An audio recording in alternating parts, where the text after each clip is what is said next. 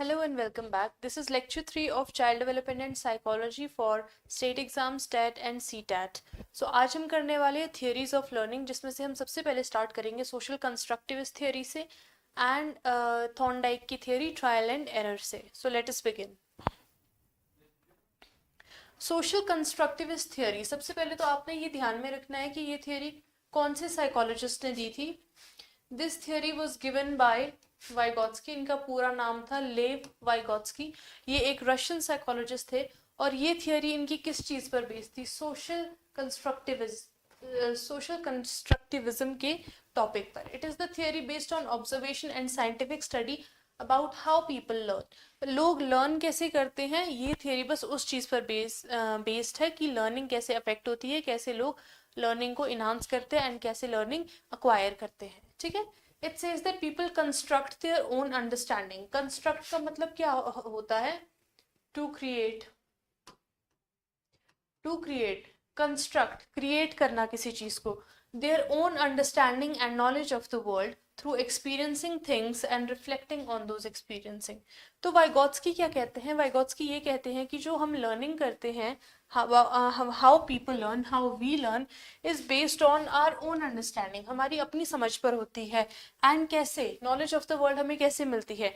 by experiencing things and reflecting on those experiencing, जिनको हम introspection term भी dedicate करते हैं. the aim of this theory is that teacher must and will always construct knowledge on various constant and not merely provided. इसने क्या कहा था कि जो टीचर है वो एक क्लासरूम में, एजुकेशनल सेटिंग में हम इसका क्या इम्पैक्ट देखते हैं कि ये देखते हैं कि जो टीचर है उसको बस सिर्फ क्लास में आकर नॉलेज प्रोवाइड नहीं करनी है, उसको कंस्ट्रक्ट करनी है, उसको बच्चों को एक एक चीज़ सिखानी है कि ये चीज़ कहाँ से आई है. हाउ अ प्लांट इज, अगर हम किसी प्लांट्स के बारे में पढ़ रहे हैं तो ये नहीं बोलना कि हाँ ये पौधा है, ये पौधा है. वो कैसे आया, वो सीड से स्टार्ट होता है, उसके बाद उसकी रूट्स आती है, उसका शूट आता है. So that whole thing has to be constructed one by one. Construct करनी है नॉलेज हमने. So that was the basic of social constructivist theory. इसमें देखते हैं 3 एस्पेक्ट्स होते हैं इसके. सबसे पहला होता है, this is not quite clear but any how let's make do with it. सबसे पहला एस्पेक्ट होता है हमारे पास स्टूडेंट. अगर हम बाय क्लॉक चले, फिर आता है हमारे पास टीचर, फिर आते हैं हमारे पास other class members.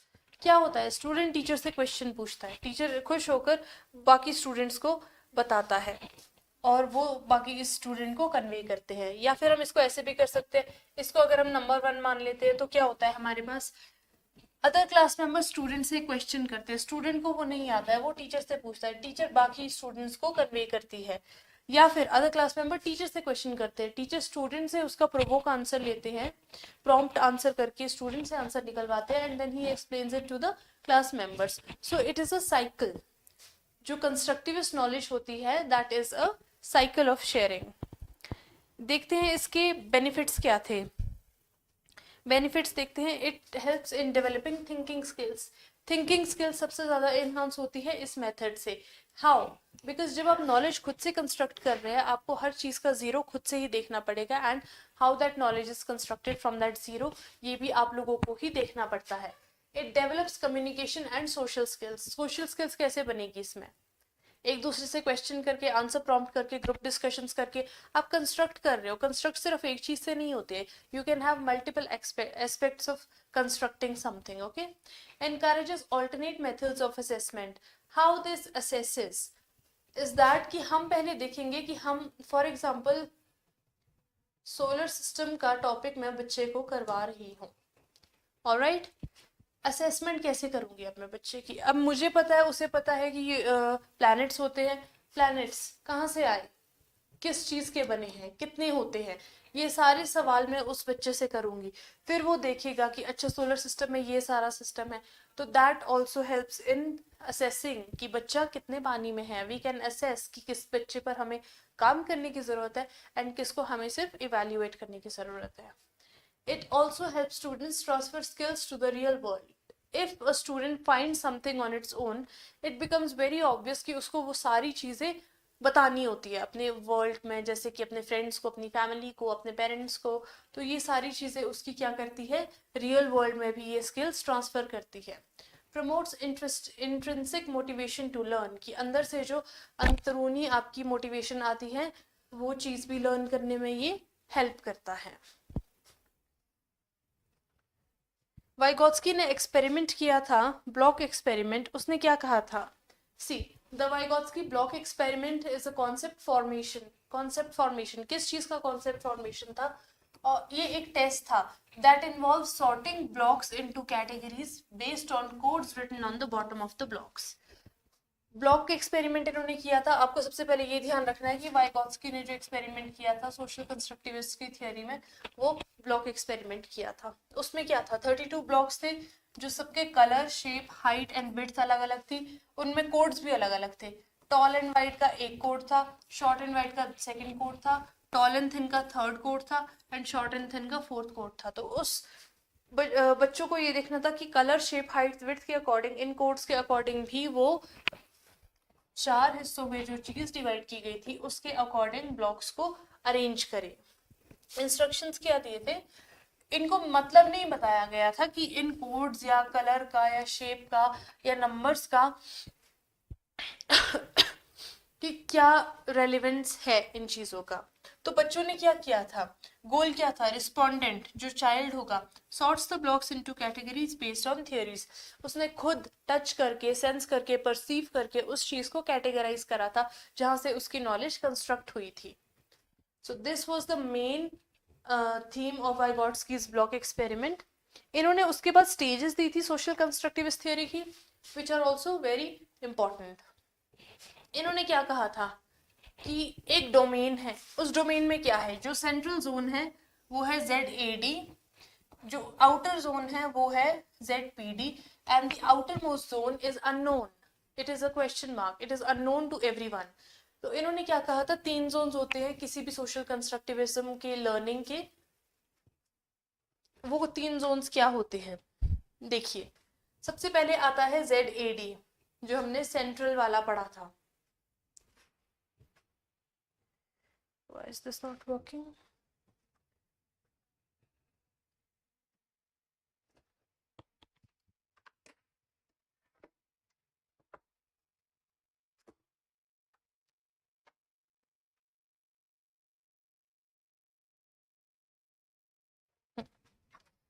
So we can see that stages of social constructivist theory we have done. Okay. Next was Z, zone of actual development, कि actual development कैसे हुई है। ZAD stands for zone of actual development. It is also known as LAD, level of actual development. It focuses, this is important, it focuses on innate tendencies. Innate tendencies क्या होती है, what I can do, मुझे पता है मैं क्या कर सकती हूँ, what I am capable of doing. Innate tendencies are those tendencies which the respondent or the child is already aware that we can do them. Okay, we can do a certain work, a certain task. Next is ZPD, zone of proximal development. What is proximal development? Focuses on living with the help of external help. इसमें scaffolding का concept आता है, which means external help. Okay, scaffolding literally means the arrangement or the setting that upholds something. So scaffolding here, it was used by Vygotsky to denote the external help, कि what I can do with assistance. इसमें usually हम teachers या peers या फिर अपने बड़ों को लेते हैं इसमें. The last level is the question mark, which is still unknown. What I can't do. उसने कहा था कि जब आप knowledge construct करते हो, आपका ये जोन आउटर मोस्ट होता है। क्यों? बिकॉज आप एक्चुअल डेवलपमेंट से जब प्रॉक्सिमल की तरफ जाते हो, you are usually far away from still what I can't do. समझ में नहीं आता है कि what I can't do. Alright, let us see the phenomena. इसमें फिनोमेना क्या थे इस एक्सपेरिमेंट के। सबसे पहले तो इससे सोशल इंटरेक्शन हुई। Children exchange the blocks among themselves, so उनको पता लगा कि दूसरों से बात कैसे करनी है, अपनी बात कैसे मनवानी है। Okay, learning through the human contact as cognitive development is important. Human contact से हम सीखते हैं because we are humans and we have to thrive in a society. So human contact is very important for our social interaction and social development. Social constructivist theory है तो society से relate करेगी. Next is scaffolding, the topic that I was discussing assistance or support by more knowledgeable others, also known as MKO. MKO के through जो हमें और ज़्यादा support किया जाता है उस चीज़ को हम स्कैफोल्डिंग कहते हैं. Then is reciprocal teaching. Two way teaching method होना चाहिए. कैसा होना चाहिए? इंटरैक्टिव होना चाहिए. It is not merely the teacher providing the knowledge but also students diving in, asking questions, being curious about things, and the teacher answering them, or the teacher asking them questions and they answering back and forth. Even if they are wrong, it should be a two-way teaching method. Okay. Role of language. इसमें क्या था? Social speech, egocentric speech, inner speech और private talks. It is very important to note क्योंकि private talks या self talk से question आता है कि private speech का concept किसने दिया था? वो लेव वाइगोत्स्की ने भी दिया था, जीन पियाजे ने भी दिया था. Next is the role of culture helps us to go forward in terms of mental and cognitive development.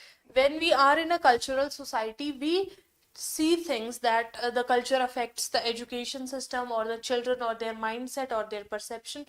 So role of culture भी काफी important हो जाता है social development के लिए. देखते हैं इस थियोरी के एजुकेशनल इम्प्लीकेशंस क्या थे. Educational implications, how it was helpful in educational basis. See, it is helpful in skill learning through social interaction. Social interaction के थ्रू जो लर्निंग में हेल्प होती है वो होती है एजुकेशनल इम्प्लीकेशन. ठीक है.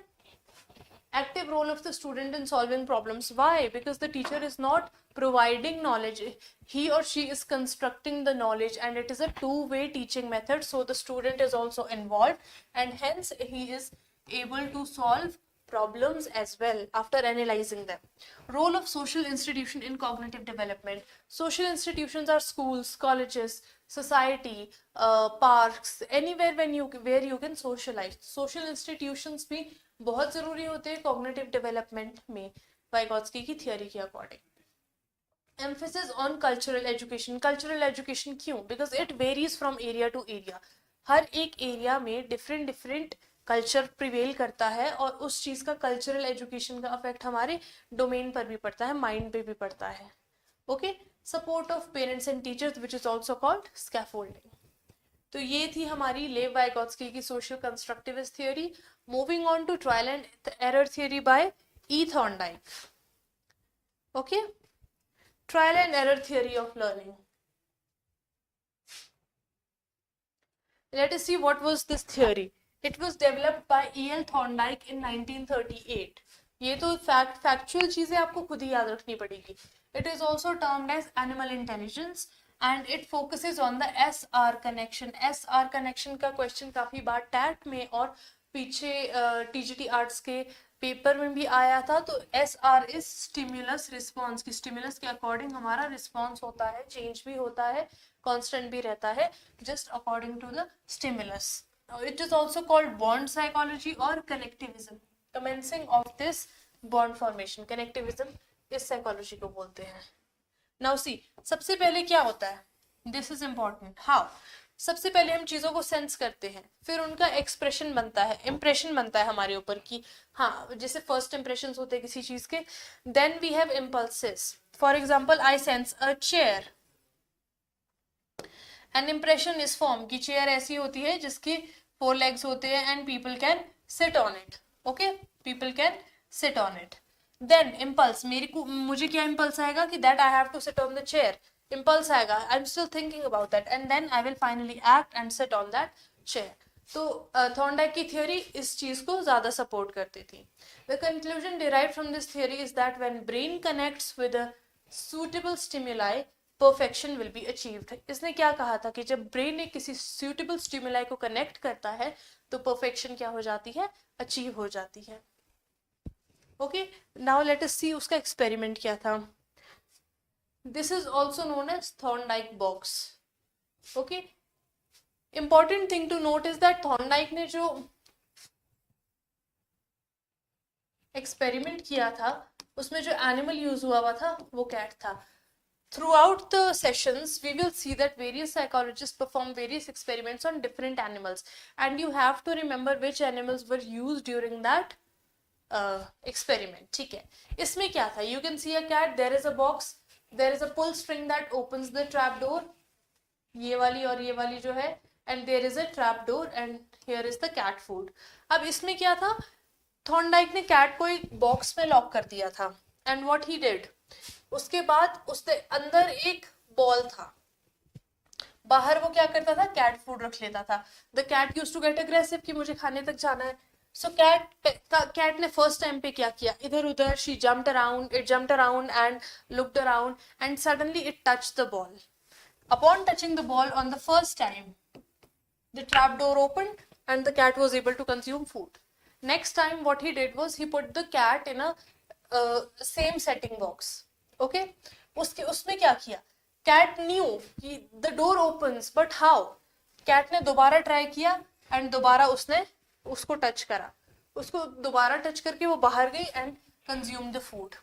Then what happened, for the third time the cat knew that there is a lever, यहाँ पर एक ऐसी चीज है जो दरवाजा खोलती है। After making mistakes and trying for some time, cat को पता लग गया कि बॉल से दरवाजा खुलता है, बॉल को टच करने से। So whenever Thorndyke used to put the cat in the box, वो क्या करती थी, इसको टच करती थी, दरवाजा खुलता था और वो कैट फूड कंज्यूम कर लेती थी।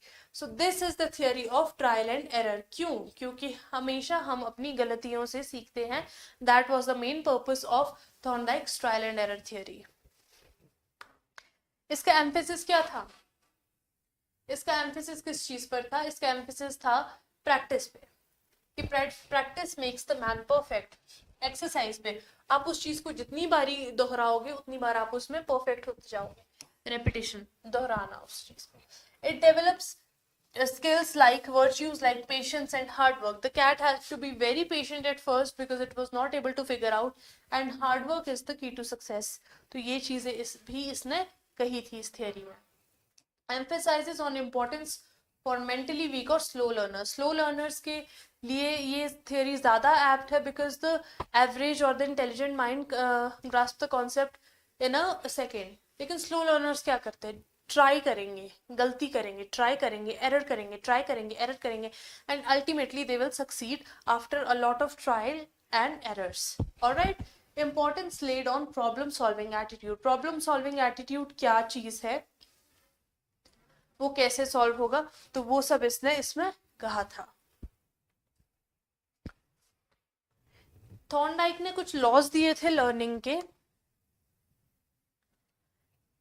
There are some laws of learning in Thorndike's theory. The first one was law of readiness. Readiness से हमें क्या पता लग रहा है कि किसी चीज का ready होना। If a child is ready to, this is not run, this is learn. If a child is ready to learn, he will learn. अगर किसी बच्चे ने पढ़ना है तो वो पढ़ेगा, वो ट्राई करके भी पढ़ेगा, वो एरर करके भी पढ़ेगा। ऑलराइट, इसका मतलब ये है कि अगर किसी बच्चे ने नहीं पढ़ना है तो वो कुछ भी करवा दो, नहीं पढ़ेगा। in that setting, in that scenario, you might change the setting or the environment and the child might be interested in whatever you are teaching. All right, second one was law of effect. If learning is satisfactory, learner derives pleasure from it. Face it, if anything is up to our satisfaction, we are very happy with it, we are content कि हाँ हमारी मर्जी का काम हो गया है, and we derive pleasure of it. Next was law of exercise. It is divided into two further laws, law of use and law of disuse. Use क्या होता है, किसी चीज को इस्तेमाल करना। Strengthening of connection with practice. Strengthening of connection with practice. Practice से आप क्या कर सकते हैं, you can achieve anything. ये आता है लॉ ऑफ यूज में, क्योंकि किसी चीज को बार बार इस्तेमाल करने से we can achieve our desired result. Next आता है law of disuse, weakening of connection और फॉरगेटिंग, कि अगर कोई कनेक्शन वीक हो रहा है, कोई बच्चा स्लो लर्नर है या उसके माइंड में वो इन्फॉर्मेशन नहीं जा पा रही है, then what we will do, it will be a case of forgetting. तो उस चीज को हमने क्या करना है, ऑल्टरनेट लॉ ऑफ एक्सरसाइज से, जो उसका रिवर्स पार्ट है, उस चीज से लॉ ऑफ यूज लगाकर हमें इस चीज को eliminate करना है, law of disuse को, so that we can apply law of use. We can then see if the child is ready, and if it is satisfactory, then we can derive pleasure from it. All right, so this was the class of psychology. Today we studied two theories of social constructivist and trial and error. Social constructivist was given by Lev Vygotsky, a Russian psychologist, and this was given by E.L. Thorndike in 1938. I hope this is clear to you, and let us meet with another video.